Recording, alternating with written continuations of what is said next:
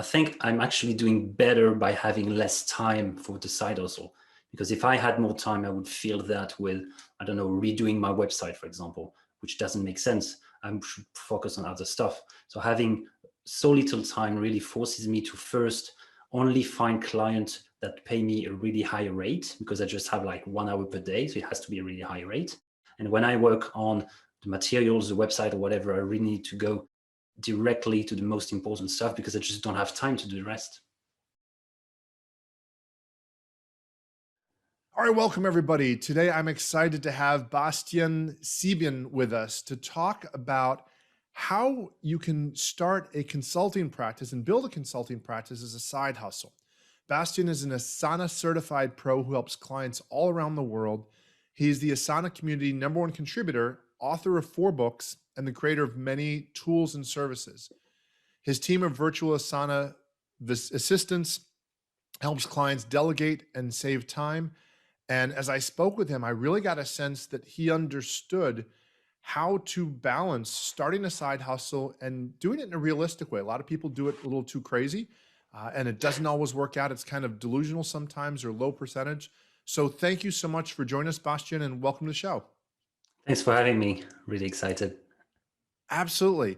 So the first thing I wanted to ask, because a lot of people are, they hear this concept side hustle, and it can mean so many things. And as you and I talked about in the pre-interview, there's this range of things that are really likely or possible to happen that usually involve a little bit of work and patience. And then there's these ideas of things that are just going to blow up and explode just out of nowhere, and they're magical, and they're usually tied to some course that costs quite a bit, or with a deadline and urgency and scarcity and all that stuff.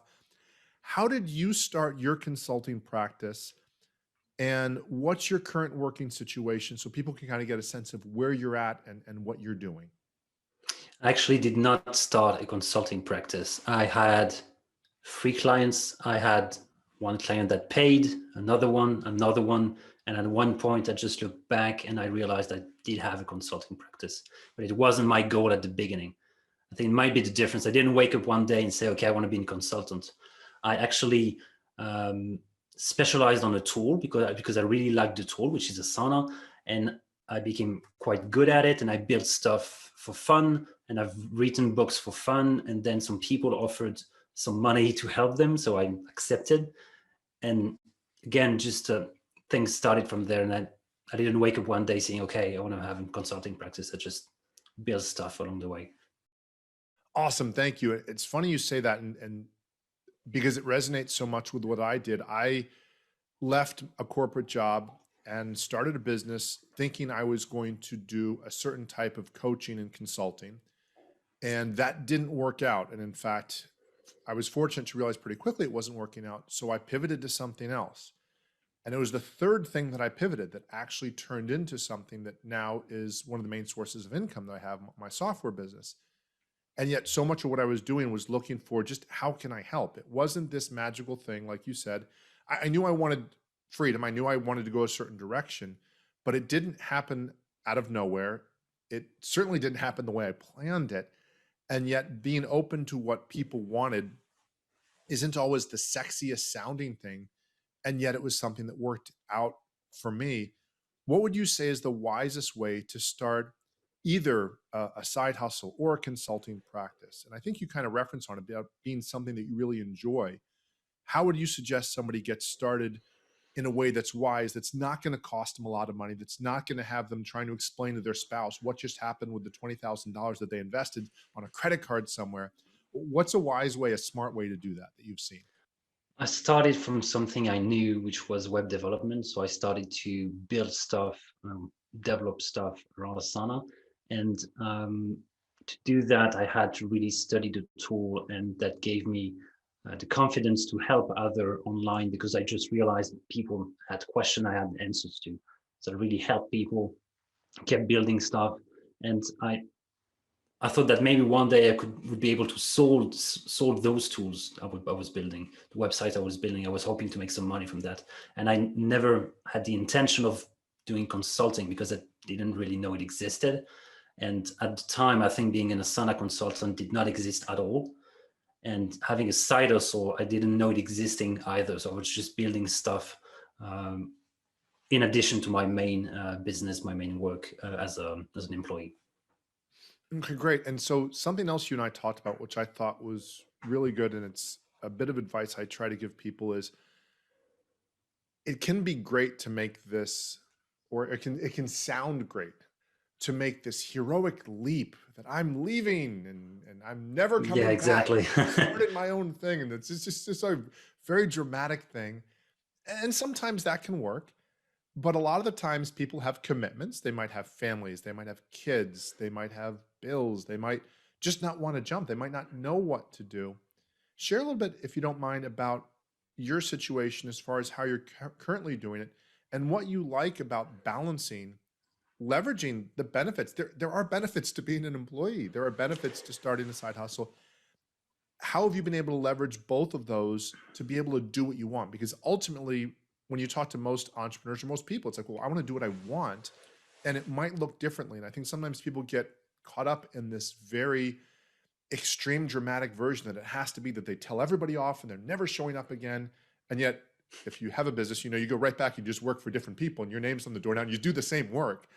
So what's a little more realistic for you? Or what have you done that balances the benefits of being an employee and the benefits of being a side hustler?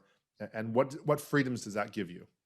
I have a balance because first, I really like my daily job. I'm a web developer. I just like it. I love my team. I love the product we're building. I just love that. And I also have a balance because my consulting business could not pay me as much as my developer job pays me. So I'm forced to have some kind of a balance. I'm learning a lot from my daily job that I can put what I learn into my consulting business, and I learn a lot from the consulting business I can actually put into my daily job. So it's really balanced in terms of knowledge and in terms of revenue as well. And I just, if I were to only be a consultant today, I think I would miss having colleagues and coffee breaks and having people around me. But if I didn't have the side hustle, I would miss the ability to create something myself and decide for myself about everything. If I want to add a button on my website, I just do that. I don't have to ask someone. I do not have to ask a project manager or whatever. I do whatever I want. I can price however I like my product. I really have the freedom.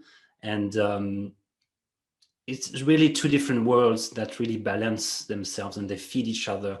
And it's really, I started with having just 1 hour here and there of consulting, and then slowly it took more time. So I had to ask for 10% of my time from my company. So I'm actually working 90% of the time as a developer, and I have 10% for the consulting business. And I think I'm going to stay like this for a little while because I think it's enough for me and it's a good balance. Yeah, that's one of the things I think people miss out on. It's kind of like the person that says that they want to retire at 65 and they work really, really hard and they enjoy their work and then they stop and they think that golf or fishing or traveling is going to fulfill every need or want. And I find so many people that if you haven't done it, I mean, I've worked from home for 20 years, and part of the main reasons I did it was to be able to travel. So my wife's from Peru, and actually, I didn't even know her at the time, but I knew I wanted to travel. I wanted to be location independent. And at times, I made business decisions to continue to be location independent, and that was great. But I missed the experiences of connecting with people and seeing people. And now I have a situation where I actually work. I help run my father's business. It's funny how sometimes things come full circle. I'm from the insurance industry. He's a top level person in his industry, but he's reached an age where he doesn't want to deal with a lot of the stuff. And I have this nice balance. So technically, I have a consulting gig that similarly is part of what I do. I would not want to do it 40 hours a week, but I Yeah. like doing it about 8 hours a week. And I get kind of the pure protein of it. I get to really enjoy it. I get some steady income from it. And like you said, there's this interplay between the creativity and the reality of an environment that has less constraints, or it has more constraints, excuse me, it has less flexibility, where you have to get a little creative. And it's not just about ice cream every day, all day long with sprinkles on it. It's, sometimes you have to make things work in a way, and it gets you to be creative. And I think that's the balance that for me makes it fun. And a lot of people when they hear the word side hustle, they don't like that word. It implies that it's this temporary situation. And as I've told people, I said, look, I have two businesses, a software business and a sales coaching business that I've done for 20 years now. They are not my absolute highest passion in the world, but I like them very much. And so I have this side hustle from that. And that's what part of this work is, Yeah. helping people work a 4-day work week.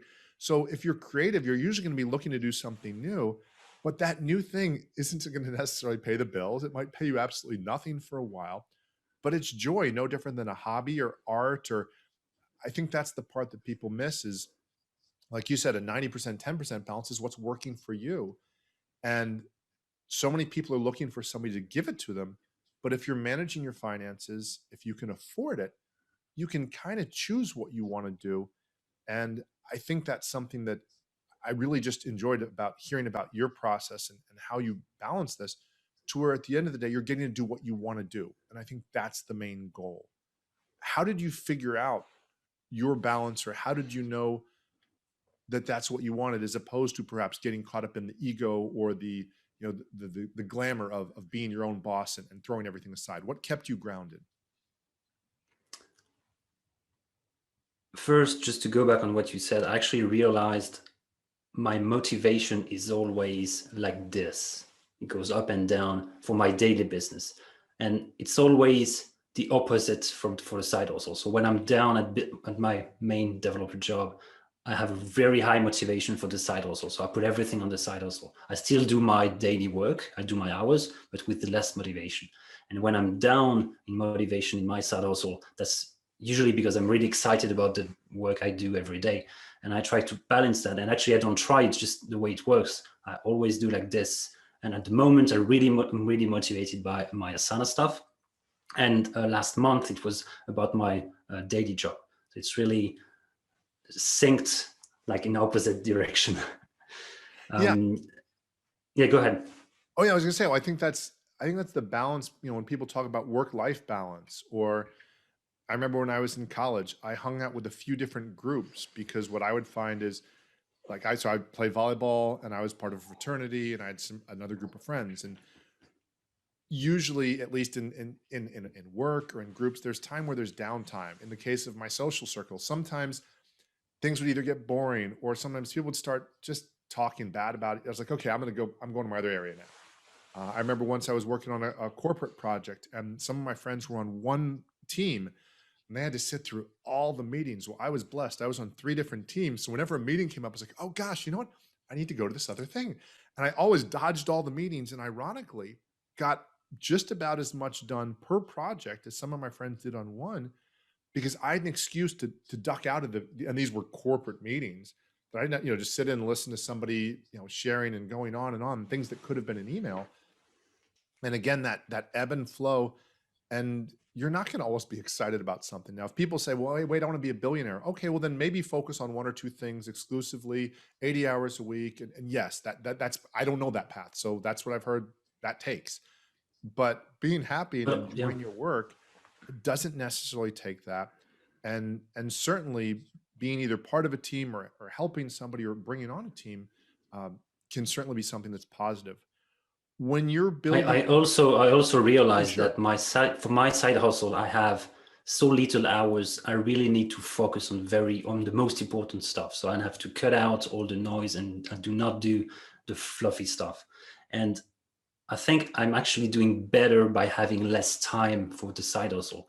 Because if I had more time, I would fill that with, I don't know, redoing my website, for example, which doesn't make sense. I should focus on other stuff. So having so little time really forces me to first only find clients that pay me a really high rate, because I just have like 1 hour per day. So it has to be a really high rate. And when I work on the materials, the website or whatever, I really need to go directly to the most important stuff, because I just don't have time to do the rest. And gosh, that's so huge. I know some people, there's that saying, you've probably heard it. You don't want to be trading hours for dollars. And I hear so many people say that. And I say, well, look, Lionel Messi trades hours for dollars. He does okay. LeBron James, Dwayne Wade, I mean, all these, how much you making per hour? And also, to your point, so much, and gosh, I've done this so many times. Most entrepreneurs, you can spend a day and somebody will ask, what did you do today? Well, I worked on my website, this and that. Now, if you're really good at Yeah. that, that can be very productive. If you're not very good at it, that can just be that you spent a day and you didn't even make minimum wage. You literally made nothing. You made zero. When you compare that to say, okay, yeah, well, for 4 hours today, I did something, or 6 hours today, I did something, and I made maybe not my peak income, like you said, in your job. Usually, if you have steady hours, your consulting gigs for longer hours, you're going to be paid a slightly lower amount or a significantly lower amount because they know they're paying you more for results, or you're on longer. When you're shorter term, you can charge the much, 2 times, 4 times that amount. And yet, like you said, there's a sense of time urgency to get something done. If you don't let it expand, that you have to be more productive. What is it that's outside? You said you have these constraints. Do you have something like free time? Is free time important, where you say, yeah, I'm only working a certain amount? Because a lot of people say, wait, a side hustle now means I've got 40 hours, let's say, plus 40 hours. How do you set your time constraints? How do you know when your side hustle is done? Do you have fun things, family? No, What it's keeps you it's balanced? actually it's easy. It's when my wife gives me the angry eyes. I know I have to stop working.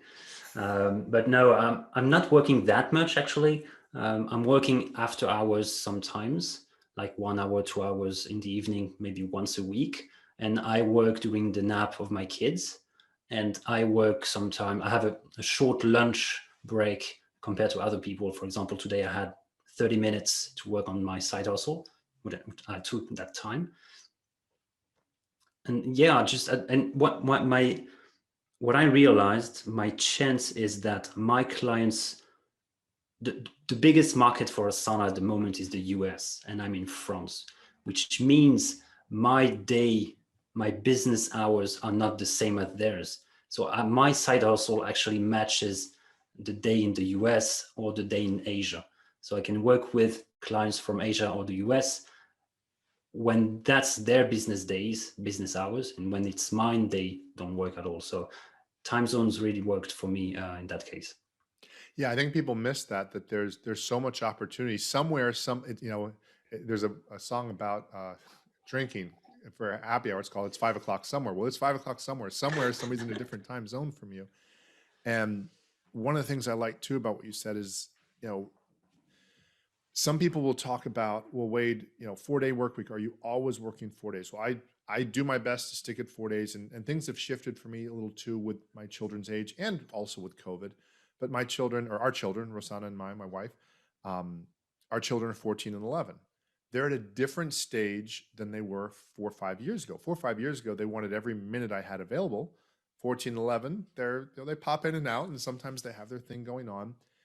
And for me, part of my side hustles, whatever the newest project I'm working on, is usually even after my regular hours, I'll look at and see what are people up to. Okay, everybody's up, family's up for doing something. Great, let's watch a movie. Let's do this. Let's do that. Oh, sometimes my wife's happy watching a show. Kids are happy, or they're doing somewhere else. I'm like, okay, I've got this 2 hour window. And in the past, I might have played video games or watched Exactly. TV. There's Yeah. nothing wrong with those. Exactly. But that's where often I'll say, okay, now I'm going to put in 15, 20 minutes, a half hour, an hour. Or like you said, until it's clear that the family's ready for me, or they're like, okay, we want to hang out now. Great. And the beauty of a side hustle, if it's done a certain way, is you don't have people that are beating you down like, where's my stuff? Where's my stuff? You can attract a different type of client that says, Yeah. oh, this is important, but it's not urgent. It doesn't have to be that I get my result from you in 5 minutes, or that I need you on call. And that can be something that's very helpful. How do you What know? I do, what I do, which really easy, is I set up a Calendly with my calendar and the slots available, and I talked with my wife, and we said, okay, on Monday evenings you can work, on Wednesday evening you can work, and that's it. So from 9 p.m. to 11 p.m. I can work on Monday and Wednesday, which are the afternoons for the US.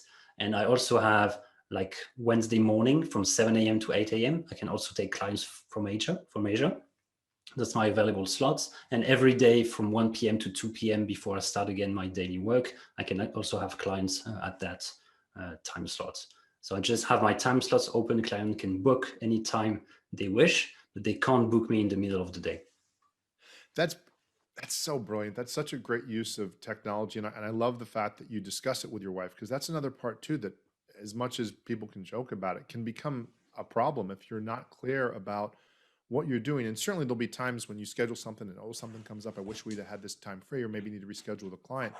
But to be able to say, okay, what are we doing? Just like a business. Okay, I'm going to do Exactly. 5 hours a week for, the next month or 2 or 3. Let's see how this goes, and let's try this. And there might be some shifts, but to be clear about it. And definitely I do the same thing. I happen to use Acuity instead of Calendly, but both great softwares. And to say, yeah, this is when I'm available. And I think one of the biggest fears people have as entrepreneurs is, will my clients adjust to my schedule? And the short answer is, if you give them no other alternative, most of the time they will. And if they're a good enough client, then you might decide to go off Yeah. your topic a little bit, or your schedule a little bit, because I something. actually went a little further because I have my evenings and mornings, and I have my entire Thursday afternoon, which is dedicated to my work. That's my 10%. So what I did is I have a different calendar just for Thursday, and I say, okay, to clients, if you take slots from Thursday, it's 10% off. So I push everyone to take those slots instead of my Monday 9 p.m. So I push everyone to take the Thursday afternoon. So I rarely have evenings, and I often have everything during the Thursday afternoon. So I really choose the slots, and I have some deals with people that say, you will only be able to choose from Thursday. It's the rule. That's the price. You can get 10% off, but you have to choose only on Thursday. Yeah, it's so great. And one of the things too that people forget is, if you're going to do a side hustle, you want to be able to enjoy it. So the last thing you want to do is give yourself another job that you're now trying Yeah. to run from. So people talk about, working in your business versus working on your business. One of the toughest things about sticking to a 4-day work week is that I don't get Fridays to work. That might sound almost dramatic, but I don't get that time where nobody's calling and nobody's expecting anything. So I need that at other times. And that's where sometimes, to your point, I'll do that either after hours or before hours.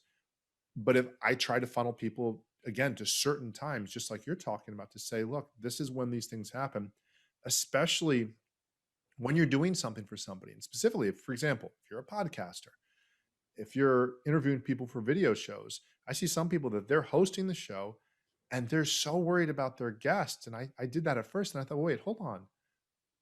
Obviously, there's a mutual exchange, the person's giving benefit or whatnot, but sometimes there's a stretch. Well, when does the guest want to? Well, hold on, it's your show. When do you want to give your show? And when are you're providing something as well? And there's a balance there. It's not an entitlement thing, but can you schedule it in a way? Because most people, if it's important enough, are flexible. And if it's not important enough, or if what you're offering isn't good enough that they're going to be flexible, then maybe it might be that your offering or what you're doing isn't isn't really where it could be. Sure. Yeah. Question for you: how do you know if you're an entrepreneur, and a person's hearing what you're doing, saying, "Great, productivity, delegating, saving time"? When or how do you know if adding a team member, or an outsourcer, or a project is going to be profitable for your business or not?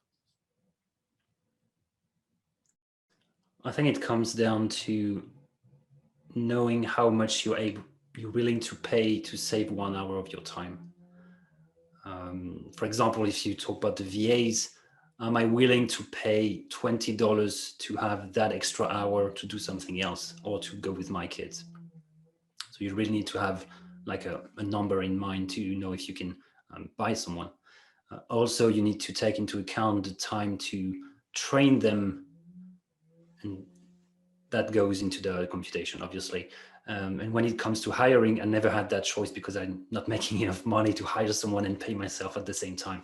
However, I'm partnering up with someone else that does his own consulting services, but I think we could be better together, having bigger clients and serve more people together. So I'm more about partnering up with other people rather than really hiring someone. Yeah, I think that's something a lot of people miss. And I've definitely made that mistake in the years of my business. I've been through the solopreneur stage. I've had employees. I've been understaffed. I've been overstaffed. And a lot of this was well before there was Upwork or Fiverr, or places Yeah. where you could more easily get little projects or side things done, or even longer term freelancers, more easily found in the technology. And one of the things I found was, there were these two schools of thought. One, which again was very charged with excitement, which was, you should be, you're worth so much more than that. You should always be delegating, delegate everything you can. And I understand that, but I've also been that person where I over delegated and then I had to go hustle more to sell some stuff to pay for what I just delegated. Exactly. Well, that's not what I want. I think it does come down to what you said of, well, what is it worth to you? And certainly there are certain things that are more easily delegable. For example, people forget that when you go to a restaurant and you buy food, you're delegating cooking. And if a person has that down, it's great. That's a really good delegation. But if you're about to hire somebody for a similar amount, and then you have to train them, and you're not sure if they're going to know how to do it, and you're not sure of the result, maybe not so exciting. And so I find a lot of people, and it is great to get into your zone of genius or unique ability or whatever it is, but that doesn't always mean that you're always getting paid each of those hours. And again, the basic equation of making sure you can afford your bills and the lifestyle you want and the other pieces, to be able to say, yeah, in some circumstances, it does make sense. I know in my case, it was just a matter of, at times I'd have a couple launches or times of the year where I'd have a lot more cash coming in and I couldn't get to certain things. Well, great. Then let's hire people. And of course, with services like Upwork, where you can reach people that are already at a certain level, who Yeah. are intending to be freelancers, as opposed to somebody who's hoping to be your employee and then gets upset if you have to let them go. It's certainly a little easier, but it can sound so easy that it's like, oh, well, I'll just throw money at it and it's going to take care of itself. And certainly anybody who's delegated for more or outsourced for more than a month has spent money on something and nothing came back in work. And you said, well, I just literally threw away that money. There went $500, and $500 in the business perhaps might not sound as much, but then when your kids want an iPad, you're like, it'd be nice to have $500 right now, wouldn't it? Yeah. So I think we put a halo around it sometime. What's been your experience working with VAs? You mentioned the team that you work with of Asana virtual assistants. What's been your experience and what do you find works best as a working arrangement? I was really excited at the beginning after reading the 4-hour work week and realizing I could actually use a VA. So I hired someone. It was great. I delegated some stuff. And then after 6 months, she had to leave. So I had to find someone else. I actually found 3 or 4 different VAs. And I realized I actually had a team and I could actually sell that team to other clients. So I started to have a business around having VAs that I sold to clients. I had up to 12 people, I think, working for other clients. And then I realized it was too much work. The margins were not enough. And VAs, they are actual people. So they have family problems, they have money problems, they have a career, they might be studying at the same time. And I've had a lot of troubles with different VAs that left quickly or were not good enough. It's hard to find someone that is good and that stays. And when they're good, they usually start their own business and then they don't have enough time or they're charging more. So it doesn't make sense anymore. So I really went down from having a dozen people to just having like 1 or 2 people that delegate when I need. But I really try to decrease my own need and make sure I do not have to delegate. So I'm trying to simplify everything I do in order to not have to delegate anything.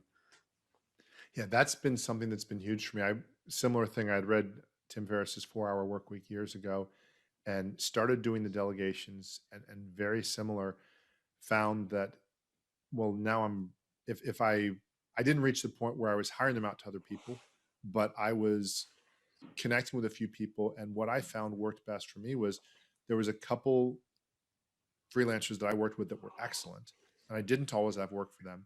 And so I would tell certain friends, hey, here's somebody that's excellent. And just because it would help the freelancer. And of course, it would Yeah. in some way endear them to me, I would think.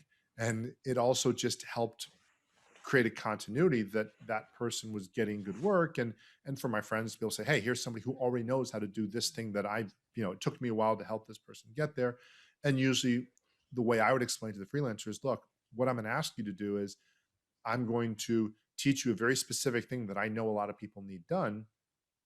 And you're starting with me at a certain hourly, and I'm still going to give you raises and we'll negotiate those as you get better. But I'm going to ask you at a certain point, I'm going to show you how you can make quite a bit more. And I'm going to ask that you just stay, because I'm going to have taught you how to get there.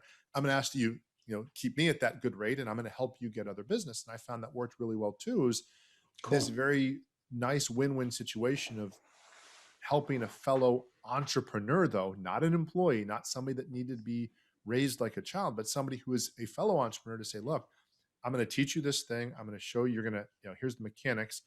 And I'm actually just going to get business for you because I know other people need this. And I didn't take any cut of it because, to your point, the margins do become thin. Exactly what you said. The really good people start their own gigs. The not so good people are the ones who stick around. Now you're supervising those people, and that's no fun.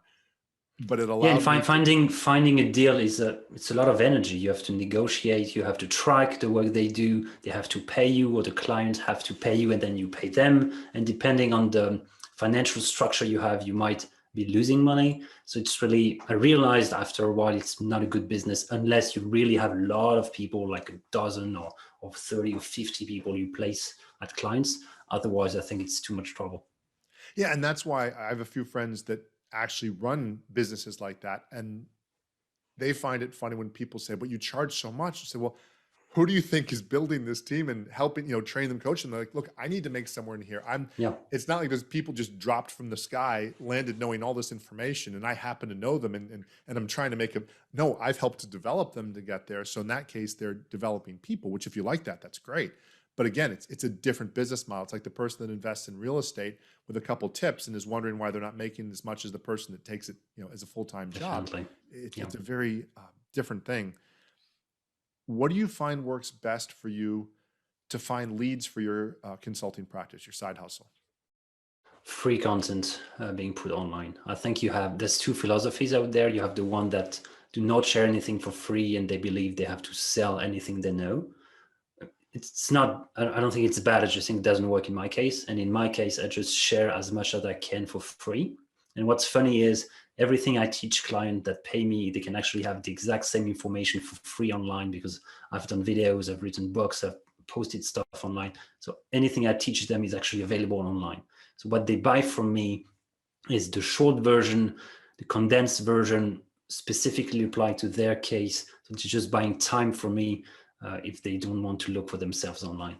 And when clients come to me, they tell me, we saw you everywhere, we already know you, and we want to work with you. How much does it cost, basically? And I do not have to negotiate and sell myself saying I'm an expert because they already came to me knowing that because they've seen everything I've created online. And it's good because I don't like to sell myself. I might actually be pretty bad at it, but I don't have to do that because I put so many stuff out there for free, and it actually saves me time and energy. And it's I don't know what's the name in English. In French, it's we explained it's a long train. So I invested years ago by answering on the forum, and today I have people coming to me saying, we've seen you everywhere. And they probably saw stuff I wrote like 2 years ago. And I know that for the many, many months to come, people will still come to me because of all the stuff I published online. Absolutely. And that's one of the best strategies that people I still think are missing. The idea of giving away, knowing that there's over 7 billion people on the planet. You don't need 7 billion clients. You don't need 7 million clients. You don't need 7,000 clients. You can get, 70 clients, much less even 700, and be creating value for people. And like you say, just helping people, because one of the best filters I found, and it sounds like you found it too, is I want the client that says, look, I know the information's out there, but I actually value this well enough that I want an expert. You're the one that I've seen has a clue on this. So I get it. I've watched your videos. I'm not going to watch your videos and now try to hire a low dollar virtual assistant. Not there's anything wrong with that. And some people, you might be at a stage where you say, wait, I don't have the money. If you don't have the money, then you watch videos of an expert and then you might do it that way. But the person who's already, you're filtering to the person that says, look, this is a business for me. It's real. It's serious. I'm aware that, for example, I have this $10,000 problem. So you charging me $1,000, let's say, to fix it, that's no big deal. In fact, I know that it's a $10,000 every year problem. So you charging me 1,000 or 1,000 a year as a consultant or whatever. And that's just as a concept, as an idea. But that person's usually very aware of it. One of the things that I like to do, and you mentioned, the free consults, the strategy type sessions. One of the things that I like to do and include on the acuity, or when the person schedules, is to ask them, what's your biggest challenge right now? What's it cost you in money? What's it costing you in time? And what it would be worth it to fix it for you? Because if they can't answer those, I know they can't see my value. Yeah. You're an expert. I'm an expert. I'm a coach. Hey, here's how you do this, Sebastian. Oh, now I know it. Wait, I don't need you anymore. I'm good, thanks.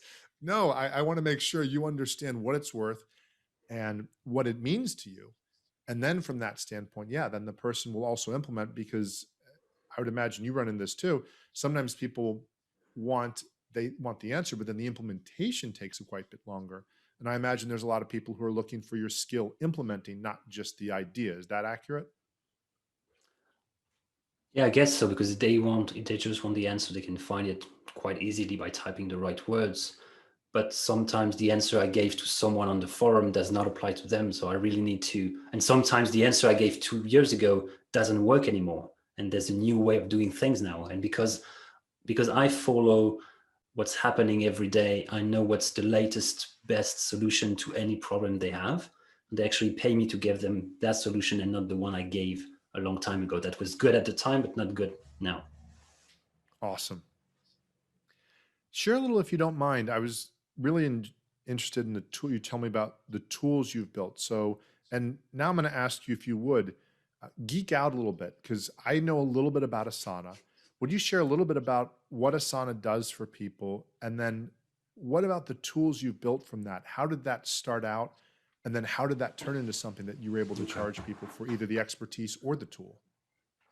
So Asana is a work management tool allowing you to collaborate with teams on work of the company. So basically you have teams, project, and task.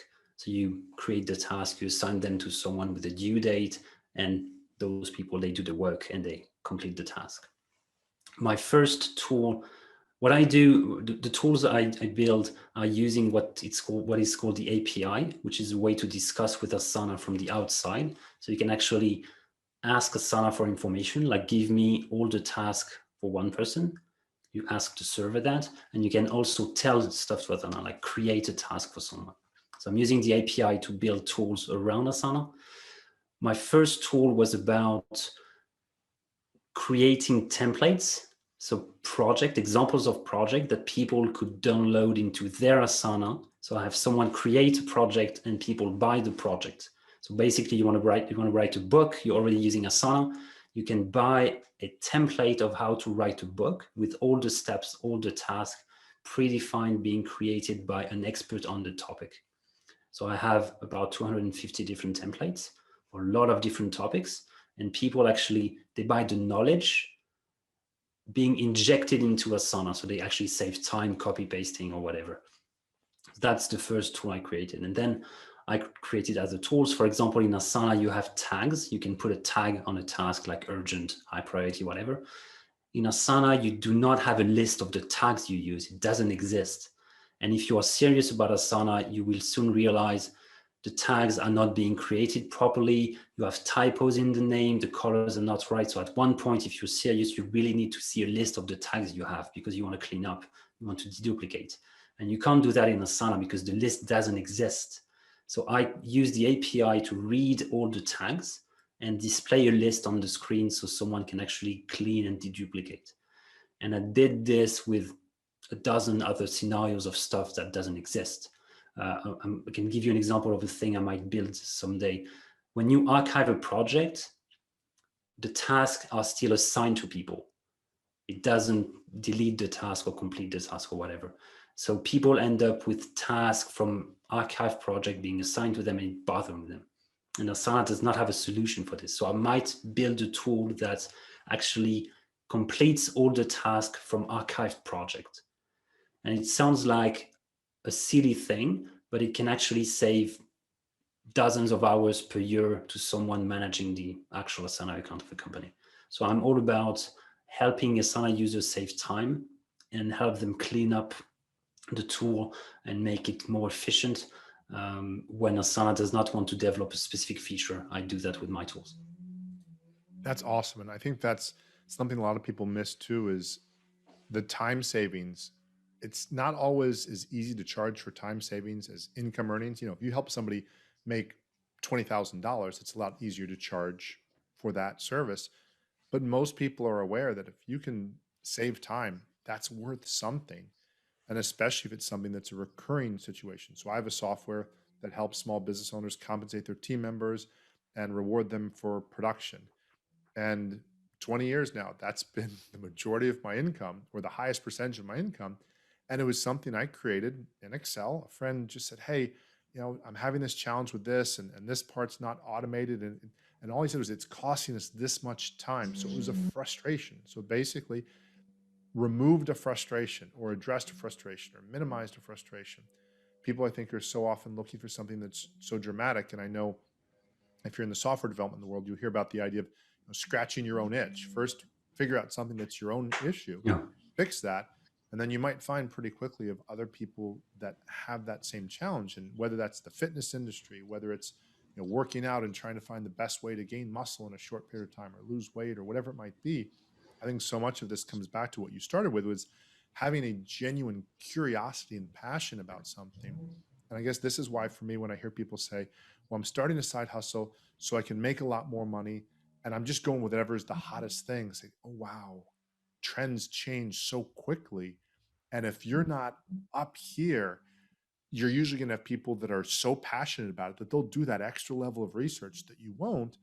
And that's one of the, at least, best ways I've found, or to lose money, or the worst ways to be successful, is to say, yeah, I'm going to do something I'm really not passionate about, but I hear other people are making money at it. It's no different than the person says, well, I got this degree because my parents said, or because the trends said that it was going to be great to do this job. And then now technology has shifted, and I hate the job.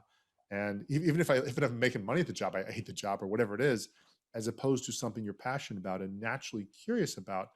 As I get the sense from where you're at, you're very clear. It seems to me like you're making a lot of micro decisions about how deep do you want to go in the business? How do you balance your family time? How much does it cost? All these are little things that, and by the way, you might not realize, most people struggle. That's so much of what I coach people to, is, okay, how do you evaluate these things? How do you have things make sense, or where does it make sense to invest the time? One of the things that I find is, if you can help people get clear about what they most want, then the other stuff happens. And all of a sudden now, well, what's it costing you? Well, you not using my Asana tool, you not using my software that helps you save a couple hours.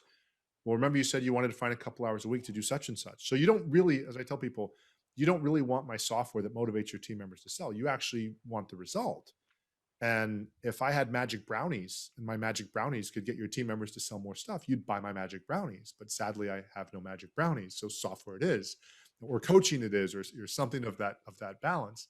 And I think it's great when you can combine the two. And it sounds to me like uh, you've done a great job with that. I'm going to ask you to go one more time into something, because it's one of the things I think it sounds like you're doing well. Maybe talk specifically about the strategy. So you've talked about how you're sharing your content, and so people know you're an expert.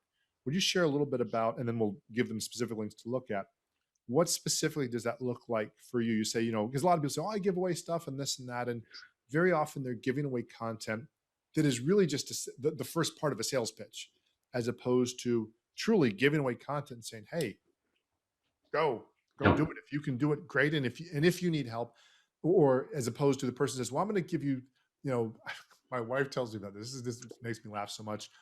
She's Peruvian, and she tells me that when the older ladies give recipes to each other, so someone says, come to their house, oh, this was so great, how did you make this? They'll give a recipe, but they'll leave out an ingredient. So they'll change something. So it's never as good as theirs. How do you give in a way that you find generally gets people to realize, not only is this guy good, but I trust him.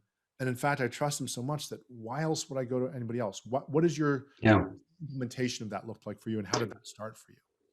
I do three things. The first one is I publish every day on LinkedIn. Every single day I post something about Asana.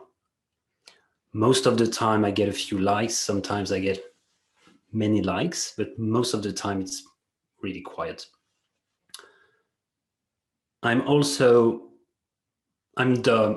biggest contributor on the forum. Like, if you look at the official forum, if you go to the statistics, like all time, I'm like I'm just below the moderator because that's their job to actually moderate the forum. But in order to reach that point, every day I'm going there and I answer questions for free. It's like nobody pays me to do that. So I publish, I think, more than 4,000 answers to question. So I'm the guy that is willing to go every single day on the forum and answer question. And most of the time when people start a new career or side hustle or whatever, they do that one week, 1 month. But doing that every single day for months and months or even years, that's the only way to get there.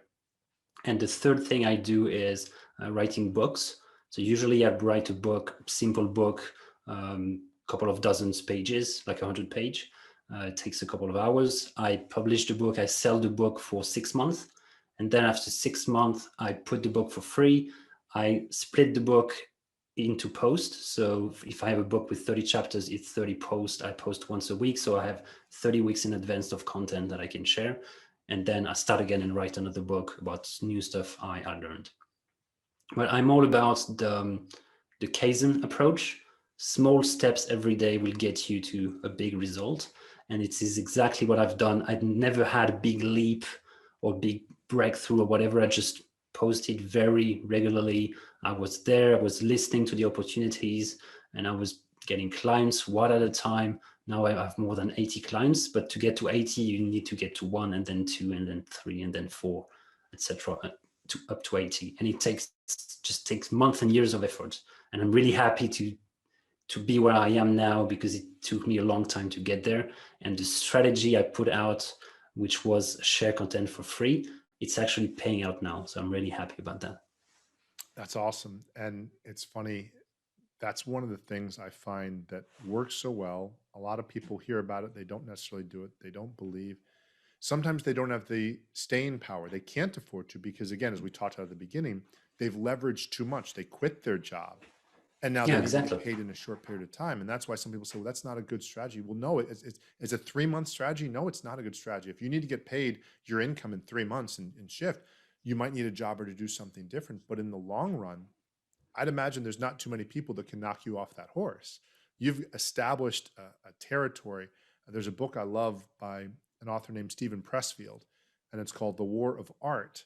And he talks about territory. He uses the word in this way. He says, when you gain mastery in an area, you claim territory. And so to some people, being the Asana guy or the 4-day work week guy doesn't sound very sexy until you're looking for someone to help you with Asana. And all of a sudden say, well, who do I, well, there's the Asana. And there's a clarity to that. One of my coaches used to say, look, if you really want to master an area, be clear and say, yes, I'm okay with being the person that does this thing, that when people think of that, you're synonymous with that. And certainly, as for those who've been listening to the whole interview, you might have been hearing, well, this guy seems to do what he wants, but here's your hustle. The hustle's always there somewhere. Here's the consistency here. And in your case, what I love is it's not struggle. It's not dramatic. It's not, oh my God, the hustle and I was working 80 hours. No, but it's consistent. And that's the same thing. And probably if I look at my life, the 2 or 3 things I've done best, one is to be a pretty good husband. 2 is to be a pretty good father. And 3 is to be a pretty good beach volleyball player. And all 3 of them didn't happen in a day. There's love involved. There's consistency. There's frustration. There's, oh man, I'm going to show up again and I'm going to do it tomorrow. I'm going to show up again. I'm going to do it tomorrow. And I think that's the part of people are saying, well, what's that security? What's that consistency? Well, we invest in something that is going to be something that you're building. Because of course, if the platform changes tomorrow, people aren't going to forget who you are. Someday in 5 years, 10 years, there'll be another platform, but you will have taken whatever that is. And if that happens, you'll be able to move with that. Wow. Thank you so much. There's so much you've shared today that is, seems subtle, and you don't talk with a loud in your face voice, but what you're saying is so true. And I know I've seen from being an entrepreneur 20 years, seen so much of what you're doing is accurate. Where can people connect with your work and see what you're doing? They can find me on LinkedIn, where I post every day, and they can also go to my website, minimalist-work.com. It's the easiest. Awesome. And we'll make sure to put those links in there. And yes, thank you. I forgot to comment on the LinkedIn, the one or two posts, being so okay with that. My wife did a yoga certification, and the gentleman taught the program said, be okay with having one person show up to your yoga class. Be okay with having nobody show up to yoga class. And by the way, when nobody shows up, you still give the class. You do the class because that's what you're doing. And I think of that if you do webinars. Gosh, if you've never had a webinar where nobody shows up, then to me, you've not been in the game. You do a webinar and something, nobody shows up, or you send out an email. I do have a Ask Me Anything tomorrow evening. It's my first one, so I hope people will show up. Well, and you know what? Sometimes they will. And one of the best ways of positioning I heard, which is I think is true, but it's a good way to put it, is when fewer people show up, of course you can give that same hour of time or whatever you've committed to and just give deeper to those people, because then they're more likely to become fans or perhaps clients. But it's not even for that reason. It's just say, again, your commitment. And this goes back to that book, The War of Art, of saying you've committed that you're going to do this stuff. And this guy, Stephen Pressfield, talks about, if you're a writer, you commit, you're writing for an hour. You might write garbage, you might throw it away an hour later, but that's part of your discipline. You show up and you do the work and you post your LinkedIn post, and you spend more time doing the work than re-looking at how many likes you got it or how many comments. And I know that's so hard, and I don't do that very well. I do go back often too much. And usually when I go the second time, it's like, okay, it must be time for me to write another one, because apparently I've got some free time. I'm checking to see how many people liked it. Go work on the next one, Wade, and make the next one better. And of course, you want the feedback loop. But thank you so much for sharing your wisdom. Again, for those of you all who sometimes see people that are very glamorous or present themselves as being very glamorous or showy, I can tell you from what I've experienced being both in the software business and the consulting business for years, that what he's sharing is true. I encourage you, I'm going to as well, check out his work more. And as always, I look forward to helping you all make more money and impact more people in less time. Do what you do best so you can better enjoy your family, your friends, and your life. Thanks for listening.